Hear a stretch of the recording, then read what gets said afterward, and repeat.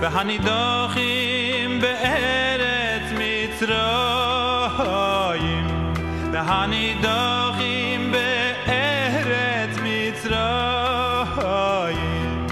והשתחוו להשם בהר הקודש בירושלים והשתחוו להשם בהר הקודש בירושלים.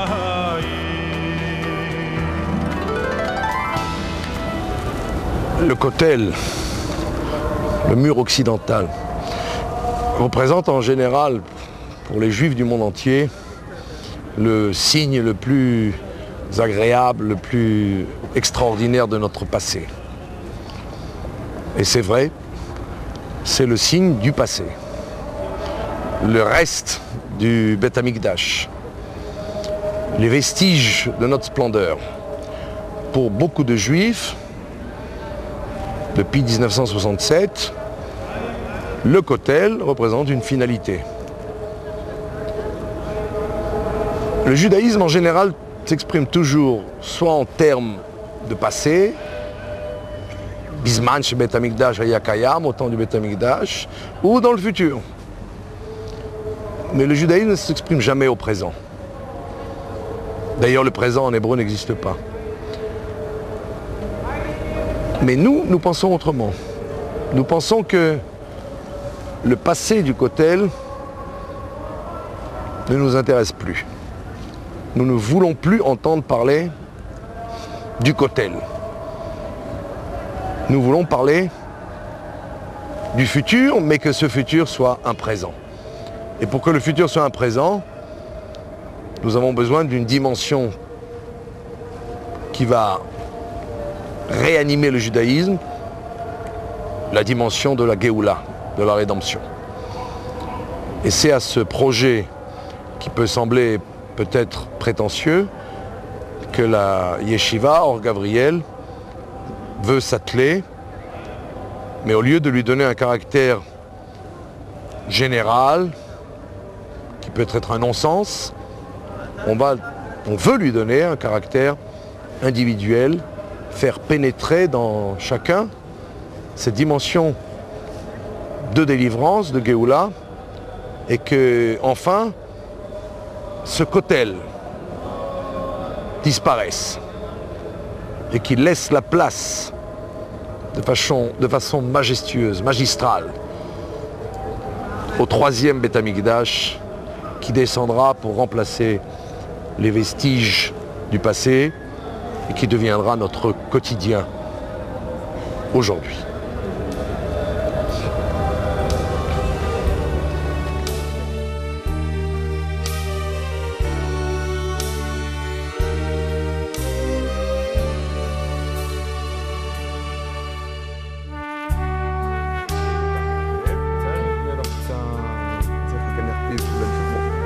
וצריך לקנח פיו ולהדיחו, והקינוח הוא, מה זה הקינוח שצריך לעשות?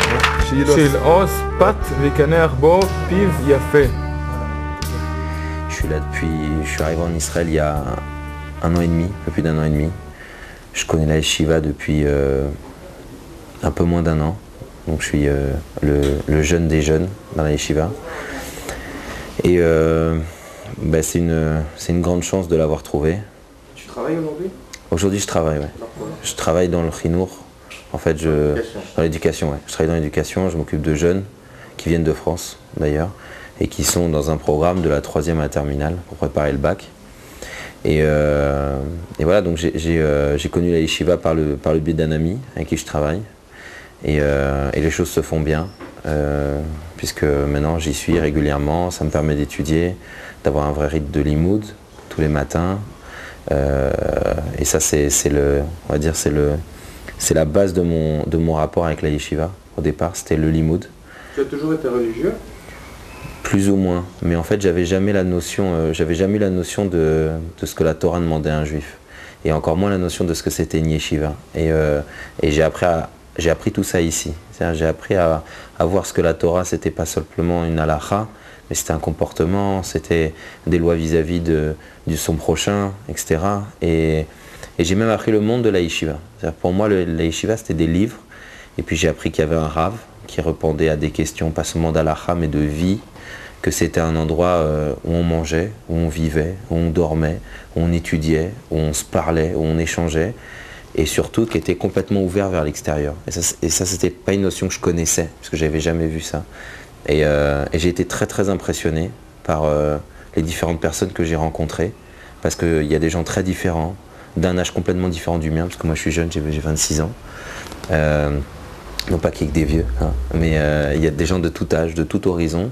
Et ce qui m'a toujours impressionné dans la Yeshiva Or Gabriel, c'est que sûrement au Srout du Rav, sûrement au Srout de pas mal de choses, en tout cas moi je le lis surtout au Srout du Rav Barkat et de son équipe, j'ai vu une grande entente, une grande unité autour de choses qui nous servent, c'est-à-dire la Torah, faire des mitzvot et aider le prochain. Et donc il y a des gens ici complètement différents, et pourtant on se retrouve tous ici comme à la maison. Et ça c'est quelque chose qui était très fort, surtout quand on arrive en Israël, qu'on a un jeune couple, qu'on n'a pas forcément des bases solides ici. C'est un vrai bonheur de pouvoir et se construire en tant qu'homme, et construire son couple, et ainsi de suite. Donc c'est une tranche de vie, quoi. Aujourd'hui je le vois comme non seulement une tranche essentielle de ma journée, mais une partie de ma vie m'amâche, quoi. Et j'aurais jamais pu penser ça en France. Le mot yeshiva, il me représentait pas tout ça avant.